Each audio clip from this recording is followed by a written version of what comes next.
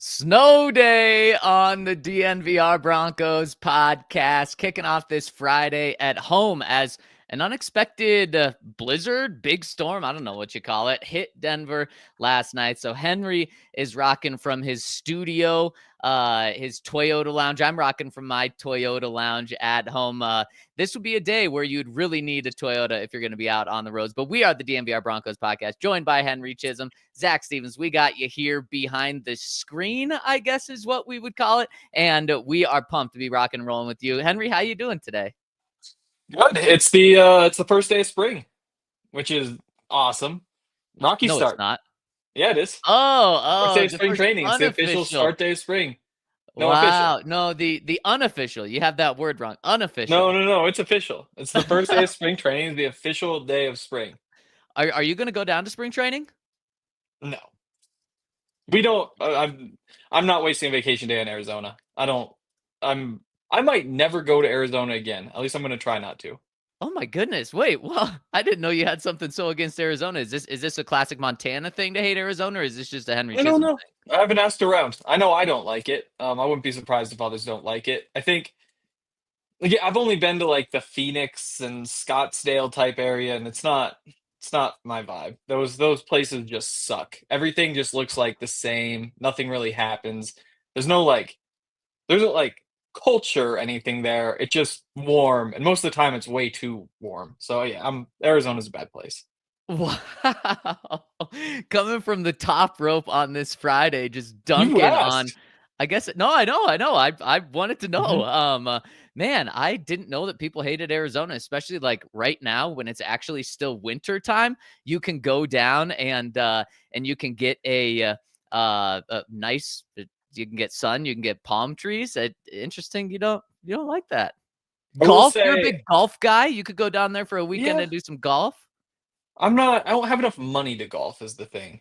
Like back in the day when I just had a pass and could golf up whenever I wanted, that was nice. But now when it's like $100 to go golfing, and then it's like you got to pay $25 for the cart, and if you want a hot dog, it's another $8, and if you want a beer, then there's another eight, and then you got to drive out there, and it's going to take 5 hours. I this might be the year I get back into golfing, but otherwise it's just going to be like go out there like 5 times, which again is like $500 over the course of the summer, which is plenty. Yeah, well, that's totally fair. And Mm. we're looking at some power rankings. We're looking at some projections today. And what I'll tell you, Henry, is these projections agree with you that Denver is better than Phoenix in at least the football area, because I'm trying to even find where the Arizona Cardinals are. And I guess they're technically not even a Phoenix team. What are they? They're Are they Scottsdale? no, is it Glendale? I think it's Glendale. Glendale. It's one Glendale. of the Dales. Um, I don't even know what yeah, Dale means. we have a Dale. That's where Infinity Park with the Rapids is Oh, we Glendale. also have a Glendale. Yeah, so Real two of the Glendale. most real Glendale. Two of the most iconic sporting venues in the US, I guess, are Mhm. in Glendale's different ones. And we're looking at Pro Football Networks. They put together like a very comprehensive list, and we're gonna break it all down. They have the Arizona Cardinals, a place you hate, at 14, which in my opinion is still way too high for them. I think they're a bottom half of the league team. They're in an awful position with their quarterback, where they're paying a quarterback tons of money who does not deserve that tons of money. Shout out to our friends over at PHNX. Not trying to dunk on you guys right now, but yeah, they have the Broncos, Henry, at 10th in the power rankings, a top 10 team. And I believe, if I'm not mistaken, this is the outlet, the national outlet that had the Broncos having the number 1 overall pick in this year's draft because they thought they were going to be garbage. And boy, have they made a complete 180 on the Broncos, going from 32nd in the league last year to now a top 10 team. When you hear that, Henry, what's your initial thought? Do they deserve that top 10 ranking? Let's see. I gotta see who's behind them. Like in front of the Vikings, probably not. In front of the 49ers, probably not. Like it's cool to hear somebody say it. But they were a good team last year. Were they one of the 10 best? Is there enough reason to think that they're going to take a big enough jump to get into the top 10? Like I probably wouldn't have them in the top 10, but that just makes it even more exciting when somebody else does.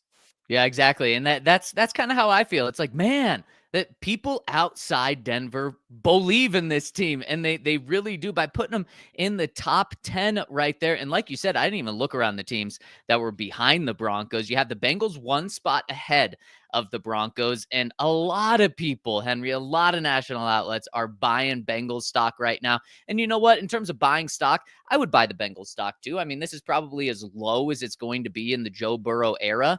But to go all in on the Bengals, I mean, I've seen the Bengals as high as like 6 in power rankings. I think the power rankings we talked about earlier this week, the Bengals were 6th or something. They still have a terrible defense. That defense has not changed. They fired their defensive coordinator, but the talent has not upgraded one bit since the season ended. Joe Burrow couldn't have been any better last year. Jamar Chase couldn't have been any better last year. The offense is as good as it's going to be, and that defense is bad. So I understand why people are buying them is because it's Joe Burrow, and he's elite. He's fantastic. We saw it with our own eyes going up against the Broncos in that game in December. But I could easily make a case that the Broncos are better than the Bengals right there, being at 9 because of how one-sided the Bengals are and how bad their defense is. And then you look at teams that are ahead of the Broncos. Tampa Bay Buccaneers at 8. Henry, you and I had this conversation earlier this week when we were talking about them. I think the Broncos just straight up should be ahead of the Buccaneers. So I actually can make a case for the Broncos to be higher here. I don't feel disrespected, though, like I have in years past when people really sleep on the Broncos. And turns out that they've pretty much been right about sleeping on the Broncos for about the past decade. But I have not felt disrespected with these lists from national outlets. And this is one that has no ties to Denver, no ties to the Broncos. And like I said, they did not believe in them last year, and they have completely flipped on them, putting them at 10. Ahead of teams, like you said, the Minnesota Vikings, they're 11 on this list. The San Francisco 49ers, who many think have like the best roster in the entire NFL, are 12th, but they went 6-11 last year. You have the LA Rams, who went to the division champion or the divisional round this past year and lost to the Eagles when they had like a chance to win it with 20 seconds left. You have the Rams at 13. The Cardinals at 14, which I definitely think the Broncos should be ahead of them. Seahawks at 15. So the Dolphins at 16, Chargers at 17. That's fascinating. They're not buying any Chargers stock over there, despite the Chargers going to the playoffs. They got blown out. Justin Herbert looked absolutely terrible, but they did beat the Broncos in both of those games there. So really, Henry, I mean, I only see a couple of spots where someone could argue the Broncos should drop to. Maybe if someone wanted to argue they dropped to 13, okay, like I could see there being an argument there. But man, this is really a top, easily a top half team, regardless of where you look at, and that's taking any Broncos country's glasses off and looking at this. Yeah, I mean, I'm curious because like they explained how they came up with it.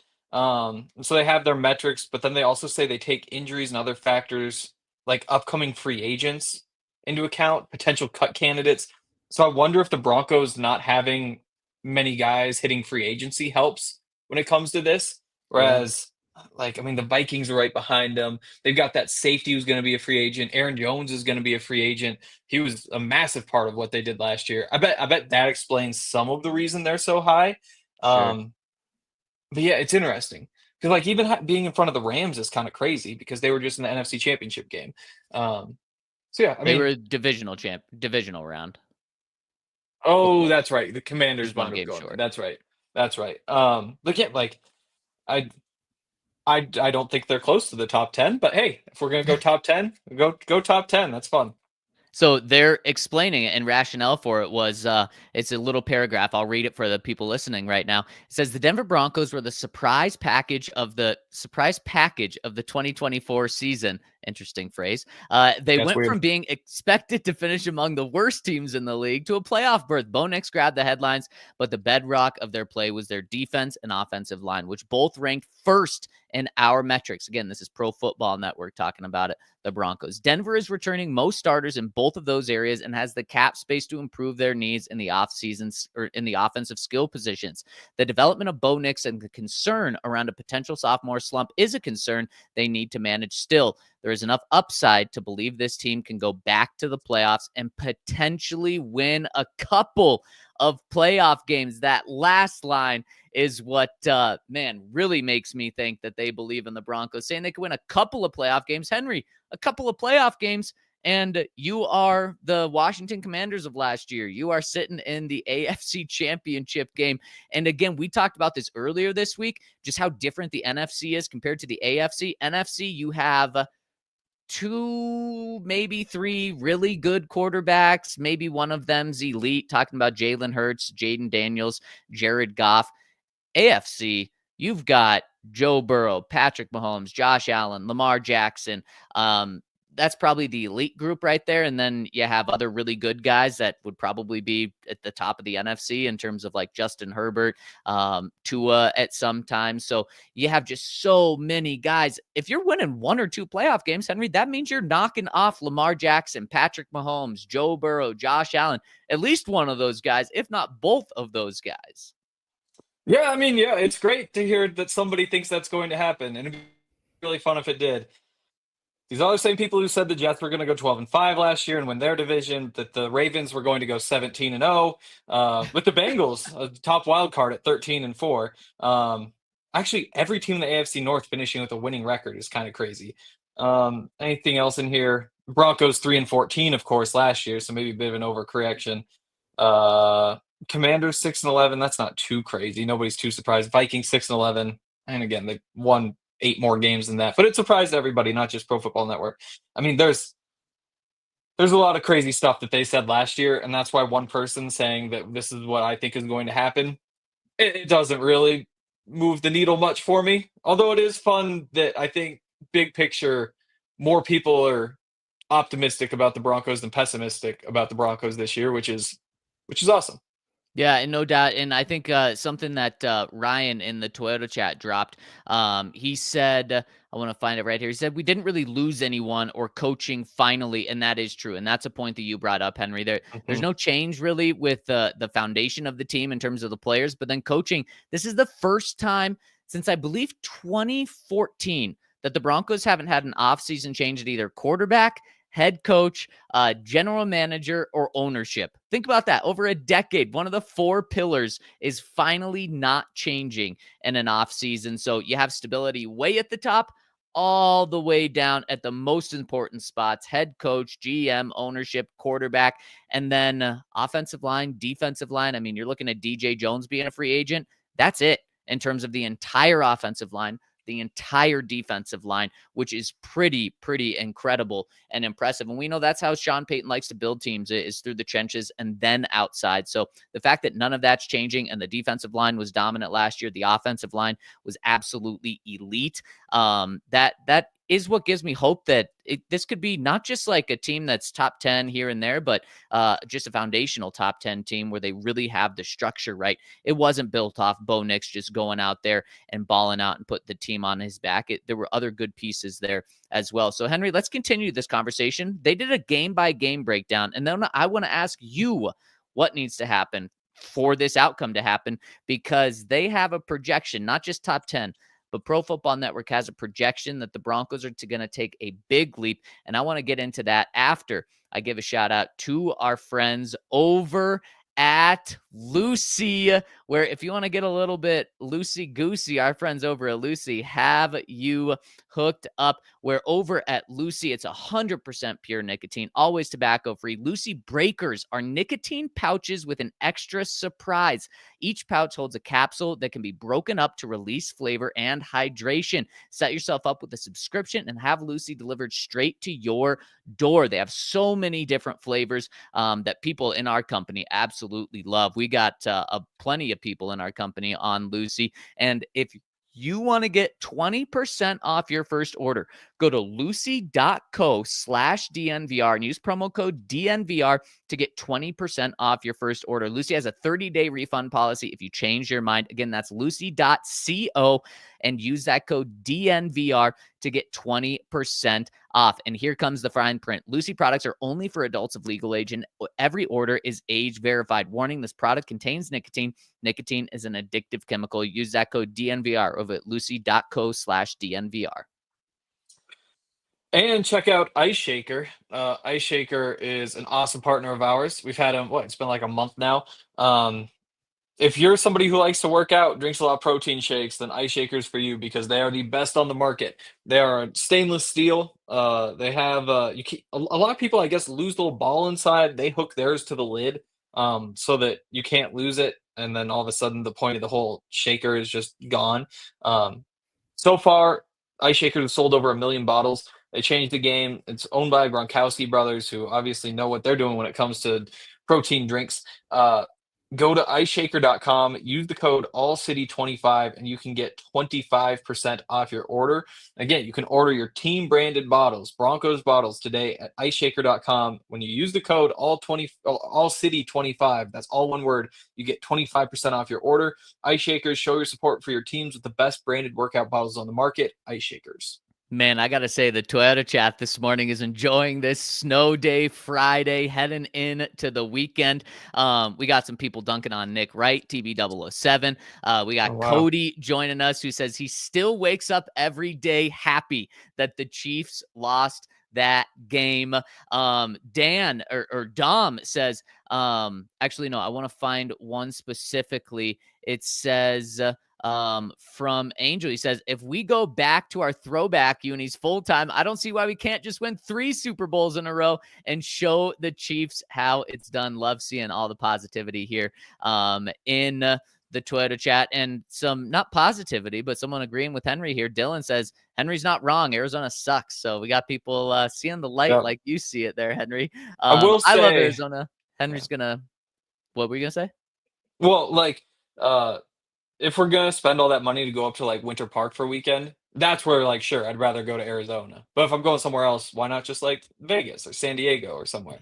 I've been to that Scottsdale, Phoenix, whatever area a couple times, and it's just pointless. I guess if you like malls, it seems like they have some malls and they keep things very clean and they're very proud of that. But there's nothing there for me. They do have a very big mall, and boy, is it very air conditioned year round. I I would say I would take a beach over that anytime.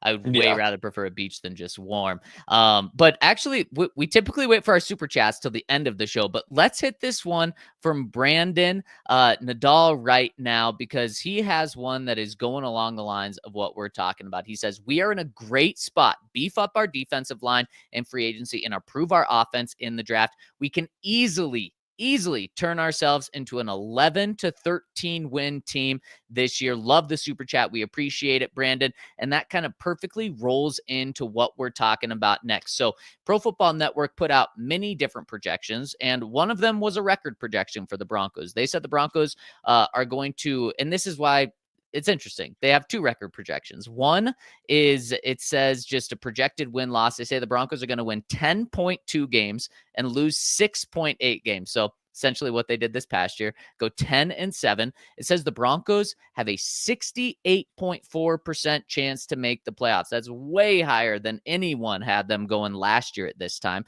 It says they have a 29.8% chance to win the division. They have a 11.7% chance to win the entire AFC and be the number 1 seed. Broncos have an 8.6% chance to make the Super Bowl and a 4% chance to make the Super Bowl. The thing that jumps off right away is just all of those numbers are way higher than any of them were at any point last year. Even when the Broncos made the playoffs, people still didn't believe in them. They're clearly believing them now. But the second thing, Henry, is they're saying the Broncos are going to be by far the second best team in the AFC. They have the Chiefs going 11-6. They have the Chargers going 8.5 wins, 8.5 losses. So exactly a 500 team. They've got the Raiders at 7 wins and 10 losses. And when it comes to the percentages, they have the Broncos at a 68% chance to make the playoffs, the Chiefs at a 94%. but the Chargers at number 2 at a 39% chance of making the playoffs. They have the Chargers playoff chances and pretty much every other percent after that at about half of what the Broncos is.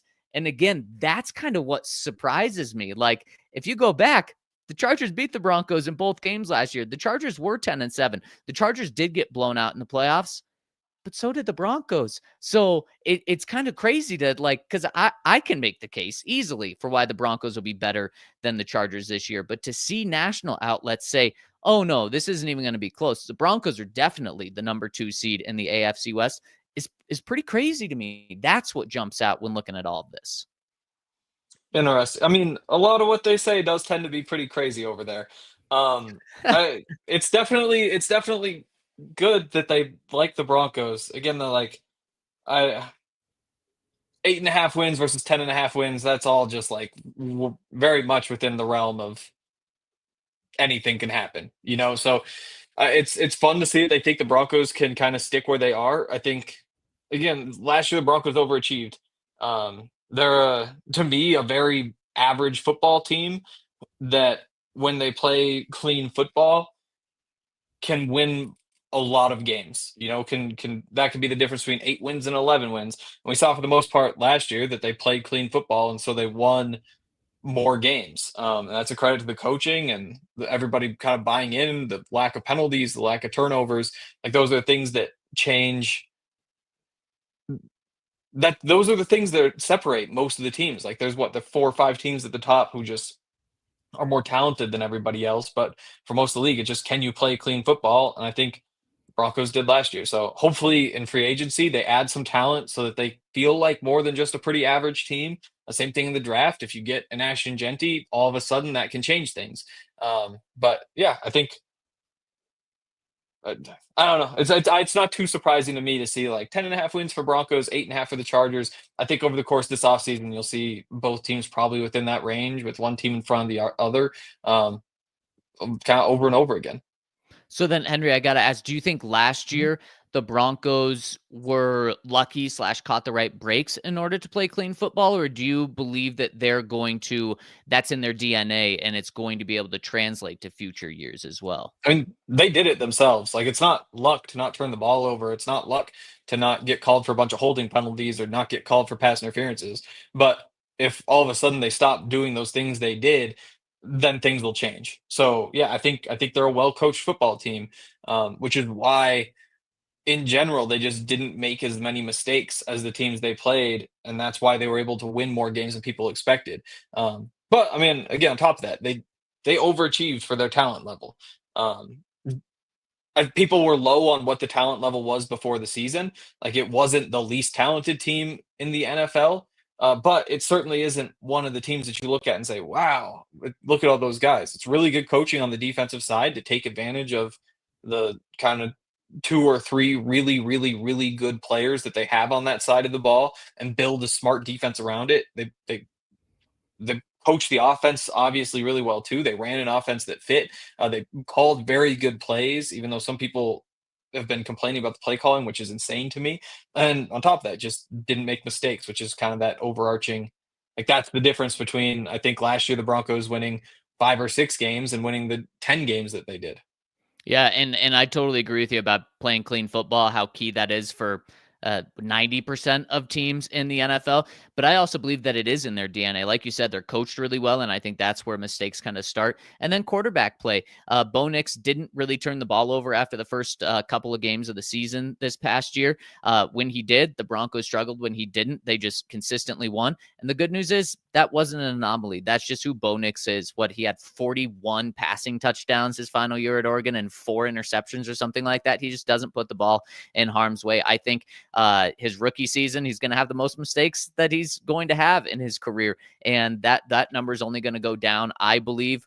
What do you have, 11 or 12 interceptions this past year? I think it's going to be in the single digits next year. So I really think that the key, like you said, playing clean football is only going to continue to improve. I don't believe it was a fluke. And an interesting point from Jose here in the Twitter chat says Broncos lost 6 out of 7 one-score games. They were not lucky.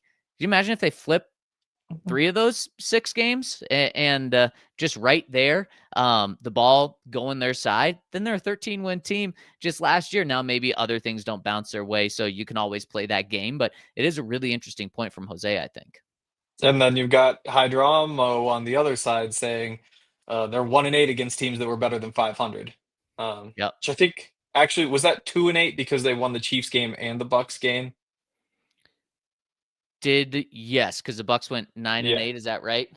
Yeah. So like Yeah. you can throw out the Chiefs game if you want. But I mean that's again it goes back to you played good football. You were able to beat all the teams that were kind of in your level because you just again you outcoached them, you out executed them, and like that's just good clean football. Now if they add the talent, then all of a sudden maybe they can start to compete with the good teams in the NFL and not just kind of clean up against the other whatever 20 teams in the league. Yeah. Yeah. No, exactly. Let's do one more thing with these projections. So Henry, why I said that the Broncos, that Pro Football Network's projecting them take a big jump. In one of their projections, they had the Broncos going 10-7, which is obviously the same as last year. Those percentages are much higher on the Broncos than they were last year.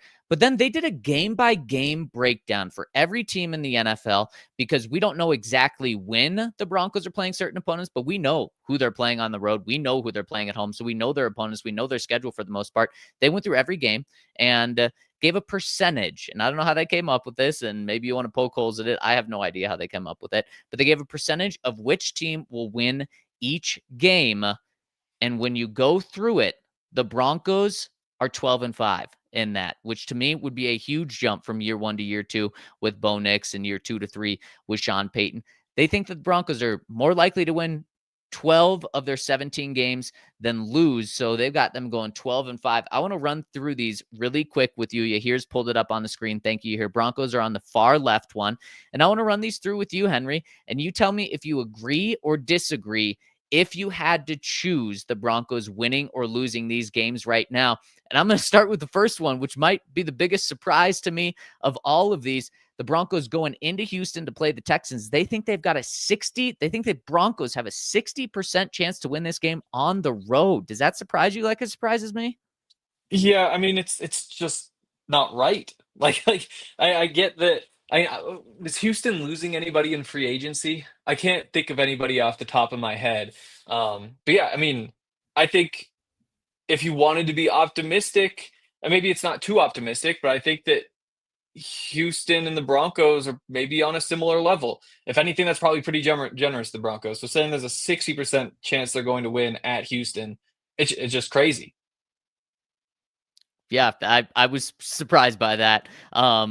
In Houston at home, I could see it. They are losing Stephon Diggs, but obviously he didn't do much for them last year. But maybe they're looking at, man, they had Russell Wilson and went wire to wire with CJ Stroud that season and could have won the game if Russ is able to make a play inside the 10-yard line. And now they're saying they have an upgrade at Bo Nix. I'm surprised by that, but hey, I love it. I'll take it. Broncos have a 66% chance to beat the Cowboys at home. I have no idea what Dallas is right now. I mean, they've got a good quarterback, not an elite quarterback. He's not bad though. Dak Prescott can get the job done when needed, but not guaranteed all the time. They've got a new head coach, so maybe they just don't know what Dallas is either, and they know what the Broncos are more so. But a 66% chance to win. When it comes to betting odds, 66% chance is pretty darn high. Yeah, I mean that's not something the Broncos saw very often last year. Yeah. So again, I think if it might be a little high, but the Cowboys were so bad last year that I don't know. I mean, if you want to say 66%, maybe that's what it is. Um, it's just tough to say because the Cowboys can put up 40. It feels like they just have whatever issues holding them back.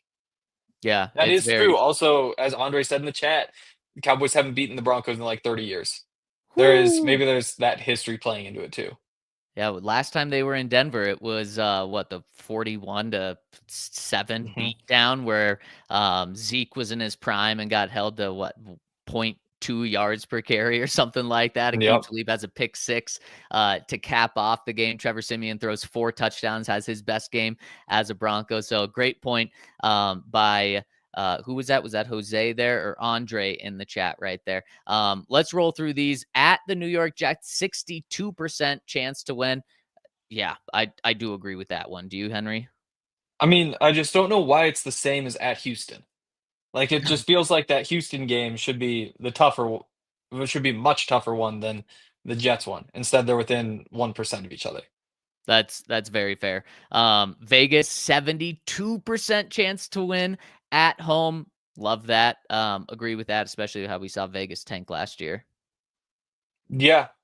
Yeah, I mean, again, divisional games are weird, and there's still a little bit of a tough history against the Raiders, but I think that's probably right. 77% chance to beat the Jaguars at home. Totally agree with that. This one though, Henry, I think is going to surprise you, or let me know if it surprises you. Cincinnati Bengals playing the Broncos at home. Broncos have a 52% chance to win, so pretty much a coin toss, but they're giving the slight edge to the Broncos being at home. Do you agree with that? Yeah, I might even go a little bit further toward the Broncos on that one, just because 'cause they're at Oh, home. But yeah, I love think that. it's about right. Love that. Here are the other games they have winning, the Broncos winning, and stop me if you disagree or need to talk about them. At the Indianapolis Colts, they give the Broncos a 67% chance to win. That's pretty high. They've got in LA playing the Chargers, 56% chance to win that game. At home against the Chargers, a 63% chance to win. Against the Tennessee Titans at home, they've got an 82% chance for the Broncos to win. That is apparently the easiest game, according to Pro Football Network, for the Broncos. Then the Giants at home, an 81% chance to win. Second easiest game for the Broncos in the entire season. And then the Raiders on the road, a 64% chance to win. Man, Henry, again, my biggest takeaway from going through all the wins is just how different of paths this offseason Pro Football Network thinks the Broncos and Chargers are taking. They just think the Broncos, they think the Broncos are going to sweep the Chargers, which I don't think has happened in many years. It obviously went the other way last year, and I love it. I love it now. Obviously, like you pointed out, they were totally wrong on a lot of things last year, but I hope they're right on this because that would be huge for the Broncos to be the second team in the AFC West and really re-grasp that as they're the team fighting for the Chiefs. And then also, I mean, just knocking off the Tennessee Titans and the New York Giants. That should absolutely happen. Yeah, I mean, going back to the Chargers thing, like, it's just important to remember that they're all percentages, and like when it says 56% chance that the Chargers win, if you were to sit down and flip a coin 1,000 times and weren't, like, tracking it, you wouldn't be able to say, like, "Oh, this it was the heads that was the 56% and the tails that was 54 or 44%." Like, that randomness is just not enough to 50-50. Anything close to 50-50 is a lot more random than it feels. Like, again, 63% chance in one game, 56 in the other. That means there's a 35% chance of the sweep if their numbers are on. So, like, it's definitely good stuff, but yeah, you go play the football games. Like, the 63-37, that doesn't mean you're going to win. The one loss that that they think the Broncos are definitely going to get is at Philadelphia. I mean, when you're going on the road to play the Super Bowl champs, that's fair. They give the Broncos 39% chance to win that. Second toughest game of the season is at KC. Actually, the toughest game of the season, I should say, is at KC. 38% chance. At Philadelphia's 39% chance. Then home against KC, they're giving them a 45% chance. Home against the Packers, 47% chance. And then at the Commanders, Bo Nix versus Jaden Daniels, going to love that game.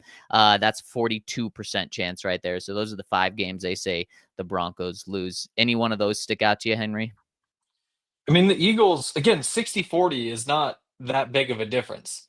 You know, I'm trying to think, like, what else is something that's 60-40 or what those betting odds are. But, like, again, that's very much this one could go either way, which is awesome to see, but it is kind of, I mean, that's football. You play the games.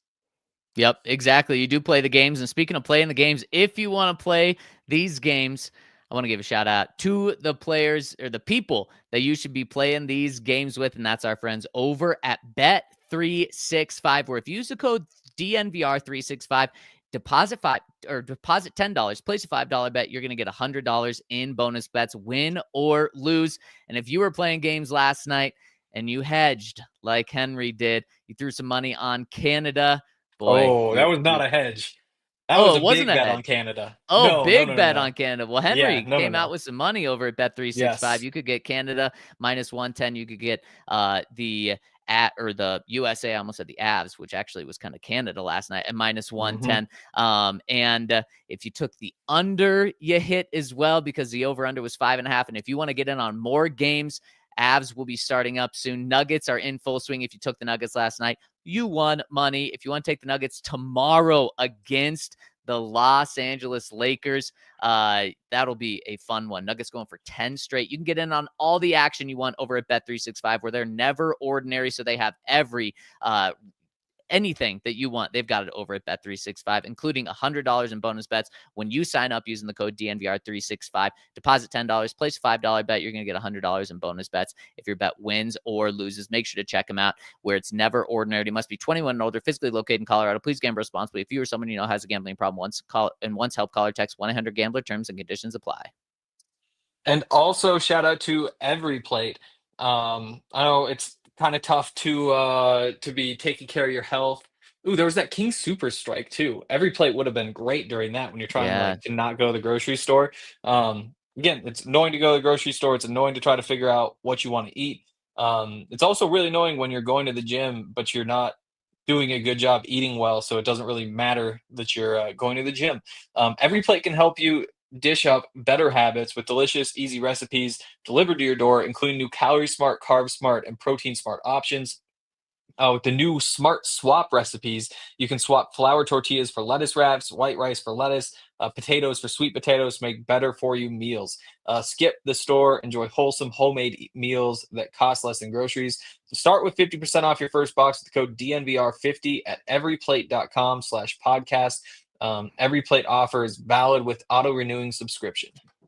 And shout out to the Toyota chat. It's popping today. Hopefully people are working from home and Uh-huh. able to tune in a little more. We appreciate everyone that's rocking and rolling with us. Hit us with a thumbs up if you're tuning in. We appreciate it. It helps us a lot, especially in these off-season pods, especially Friday pods. I don't know what it is. I think people might just be tuned into the weekend, but since we've always done this show, Friday pods have always been like our least watched, least listened to. So if you can, hit us with a thumbs up if you're watching on YouTube. If you're tuning in on any Spotify, any place you get podcasts, make sure to hit us with a 5-star review. We truly appreciate it, and it's free for you guys to do, and it's a way to support us for free. We really appreciate it. Thank you, Cody, for reminding people to drop a like. We appreciate that. All right, Henry, let's get into what we've been doing this entire week. We've been great in the Broncos draft classes. We started with 2024 and have gone back. And now, yesterday, Henry, we graded a brilliant class, the 2021 class, with Pat Surtain, Quinn Miners, Javonte Williams, Jonathan Cooper. We both gave it an A plus there.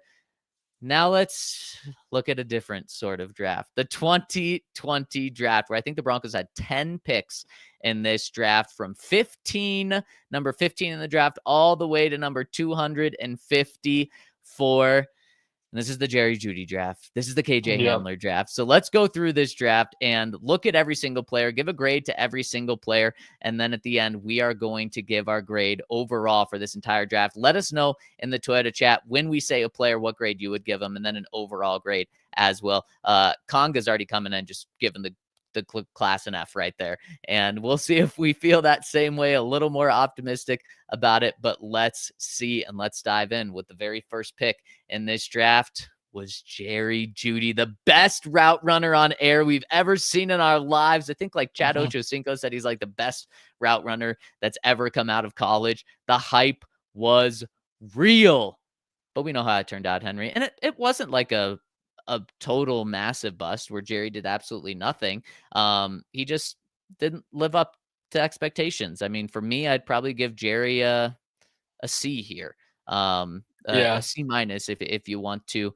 The thing that really kills about this one is you had CeeDee Lamb and more so Justin Jefferson and Brandon Ayuk, but Justin Jefferson and CeeDee Lamb, and I guess and Brandon Ayuk is a $30 million receiver now, go behind Jerry Jeudy. There's only one receiver taken ahead of Jeudy, and he's no longer in the NFL. But the guys taken behind him, that's what kills you, because everyone knew this was a generational wide receiver class, and they weren't wrong. You just didn't get that generational one where other teams behind you did. Yep. Yeah, I mean, he was the second receiver in the class, and he's I think fifth in catches, sixth in yards. So like it's a bad pick, but it isn't like a tear it down like it's not the biggest mistake they've ever made or anything like that. Um, you kind of wonder what would have happened if Jerry Jeudy would have got Kirk Cousins and Justin Jefferson would have gotten the quarterbacks Jerry Jeudy had. Obviously, Justin Jefferson is the far better receiver, but you just wonder how much the numbers kind of like creep together. Um, so yeah, they were not in a position to take advantage of having Jerry and his skill set. They didn't call plays that fit him well. We saw it happen as soon as he left. He goes to the Browns and has the best season of his career. So yeah, I mean, well, it's probably like a C minus or a D plus, but it, you could have made it much better, I think. Maybe Totally. not an A, but you could there was the Broncos could have turned it into a B if they had handled things better. That's very fair. In the second round, Broncos go back to back receivers, which some people love, some Mhm. people hated. And of course, this was KJ Hamler out of Penn State, where Vic Fangio was thrilled about this pick since his family's from the Pennsylvania area. And I don't think Broncos country was thrilled at how this ended. I think everyone liked KJ as a person, but in his career, he has 600 receiving yards. You can't have that, especially when you go wide receiver after a wide receiver in the first round. Henry, and injuries played a big part of this, but we're grading the picks is how the players turned out. This one's an F, and for a second round pick, that's really tough.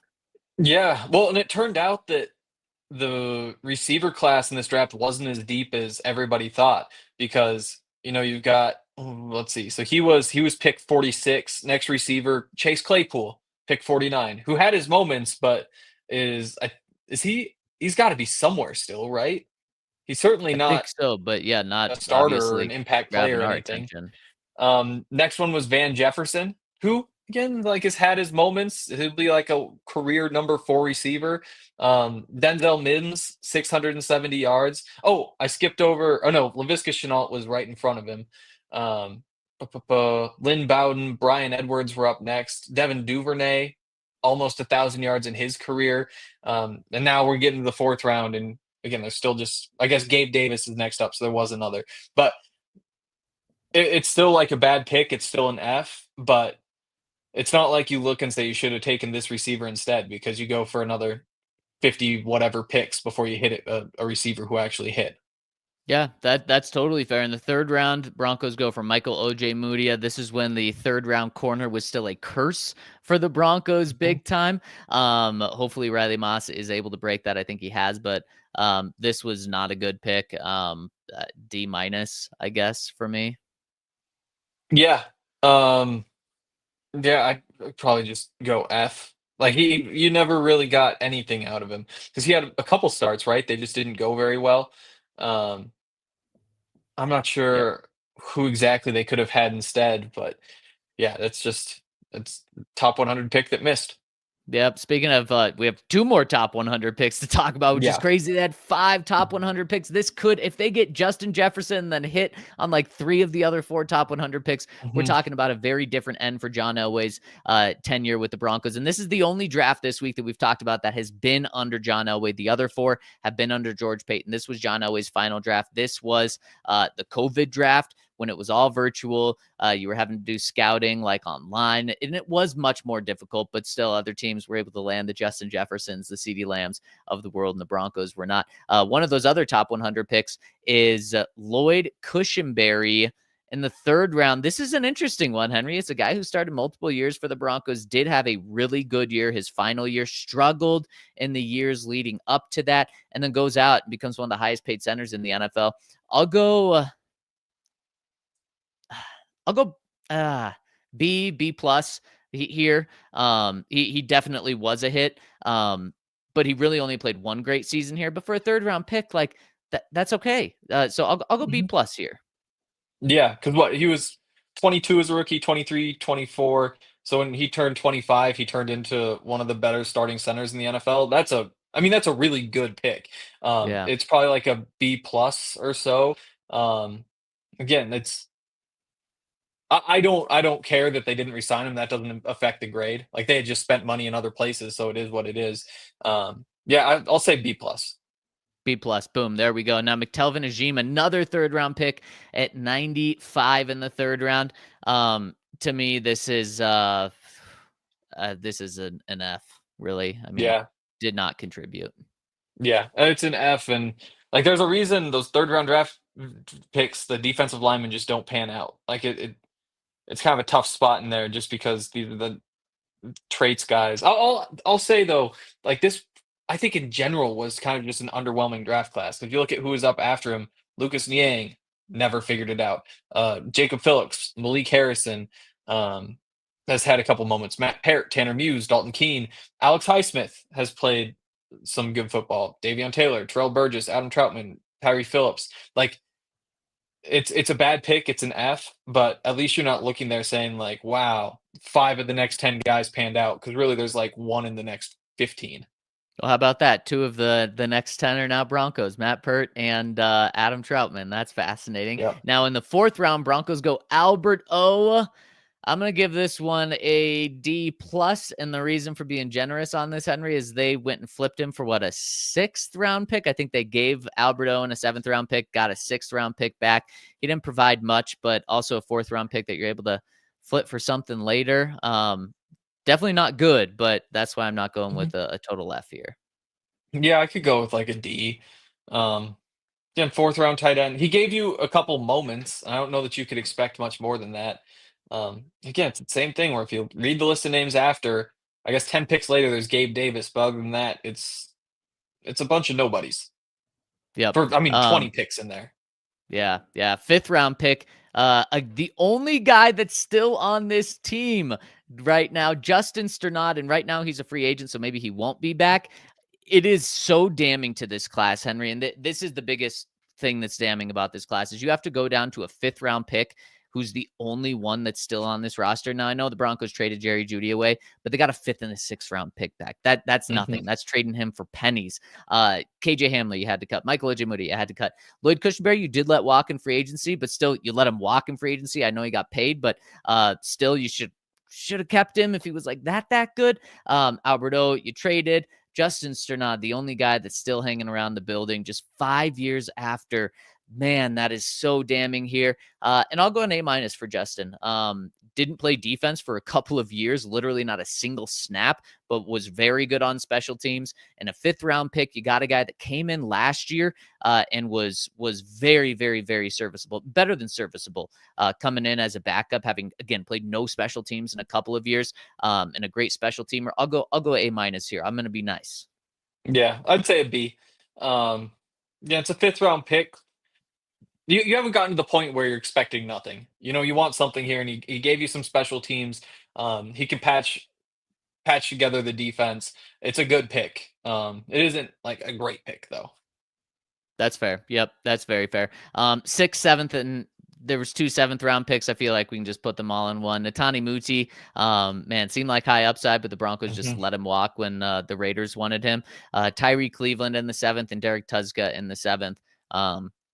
I mean, it's hard to be so down on like 6th and 7th round picks, but these are guys that did not do much for the Broncos at all. In fact, went on and played for other teams more than the Broncos. So I'd go like C-. I guess what were you expecting from a 7th round pick, but didn't do much. You can go D's too. Yeah, I mean, Derek Tuszka had a couple of sacks for the Steelers, right? I think Yeah, with the when he Steelers. first got there.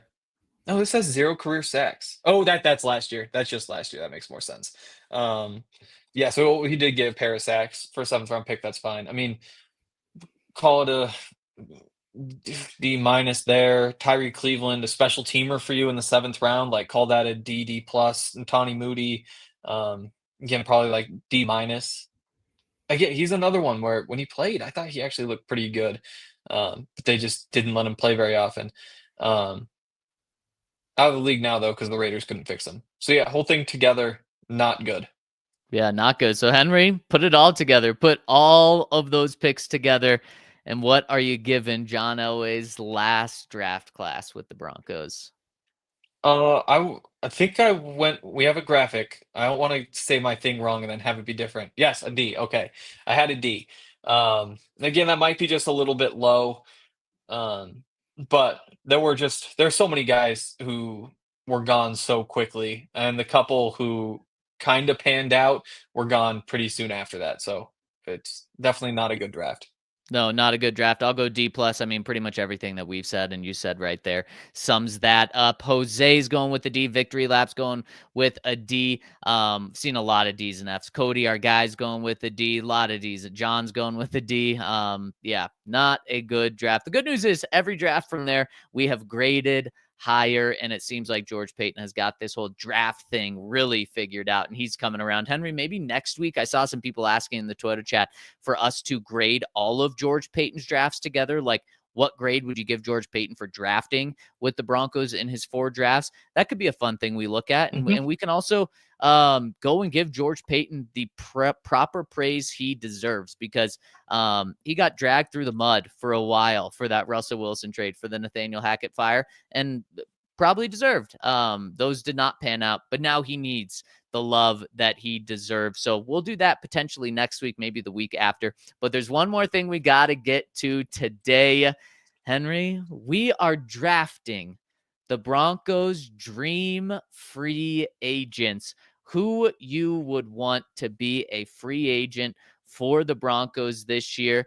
And obviously you take in position needs. Broncos aren't going to go after Sam Darnold. Like, that wouldn't make much sense unless you really wanted him as a backup. I guess you could use one of your draft picks for him. But do we want to take in cost, or are we just going straight dream because we're dreaming? No, I just say whoever gets the better list of players wins. Okay, I love it. But for the Broncos specifically. Yep. Okay, let's do this. And do you have the draft board up potentially? Uh-oh. Did we lose you here? Well, I guess here we go. There's the draft board. Love it. Thank you here. So here's the draft board up. Henry, it looks like you have the first pick. So with the first pick in the great free agent draft, Henry Chisholm selects. I kind of want the second pick. I agree. There's not like a clear, obvious number one. I think I know who you're going to go with, though. Yeah, I think you just have to. Yeah, I'll go T. Higgins. Oh, yeah. Okay. Yeah. Good pick there. I know. I had a strategy, but it is what it is. Once we're not including money, yeah, you just do that. I'm curious who you would have gone with the second pick. Would you have gone T. Higgins? Well, I just assumed that you would take it. Yeah. I'm not going to give away the rest of the strategy. Well, now your strategy's flipped. You might as well just send it to me. Nope. With my first pick, I am going to go. Man, there's one guy who truly is my number one, but I think he's going to last a minute here. I'll go Chris Godwin.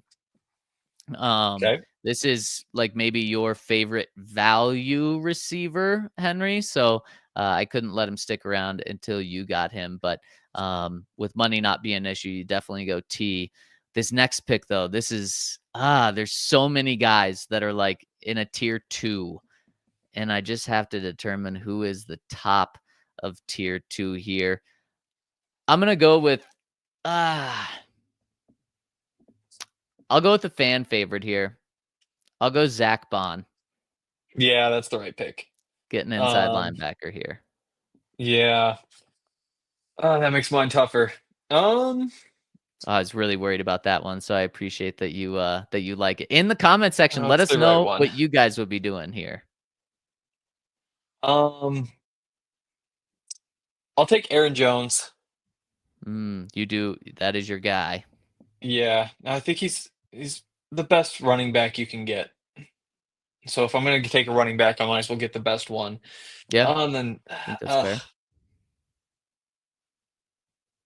Give me Oso Digizua. He isn't necessarily the exact role the Broncos need. Who? But is. I need you here to spell that without looking it up. Henry, say it one more time. I'm gonna look it up. I'm sorry. I'm looking it up. Oh my goodness. But I don't even know who that is. What was the name? Defensive lineman Oso from the Digizua. Cowboys. Yep. Cowboys. So Henry, would this be with the mindset that DJ Jones is moving on, or is this with the mindset of you're keeping DJ and adding him? I don't know. Either way, I think it's just nice to have. It's just a really good player, and I think it'll look good when this is posted because we don't know what's up with DJ. Yeah, no, that's very fair. And we are doing this right now. We'll do this again, maybe after the first week of free agency and see where things stand or see if DJ Jones has hit the open market. Okay, so I mean, I like what you're doing. You're building out the depth of this team. The guy that I really, really, really want, that I'm just gonna go with my heart on. Man, but I already have an inside linebacker. So maybe I don't go that direction. Maybe I go, you know what? I'm going to go safety Javon Holland here, especially since we're not using money in this. This is just totally a dream. Give me Javon Holland. I think the number one safety out there, one of the best free agents out there. That would be incredible. So Andre also going with Javon there. So Javon Holland, safety, Broncos with Brandon Jones there. Oh my goodness, just a reuniting of the Dolphins safeties, actually. Thank you, the Dolphins, for letting those guys go. With this next pick, I'm gonna go defensive line. Just really, really spend a lot of money on defense. And I'm going to go Josh Sweat. Put him on the line for the Broncos as well. Man, he could be him and Zach Allen. Just absolutely dangerous with JFM too. Holy cow. You're just building a wrecking force on the defensive line. So give me Josh Sweat there. All right. Let's see. I've got to choose my linebacker now.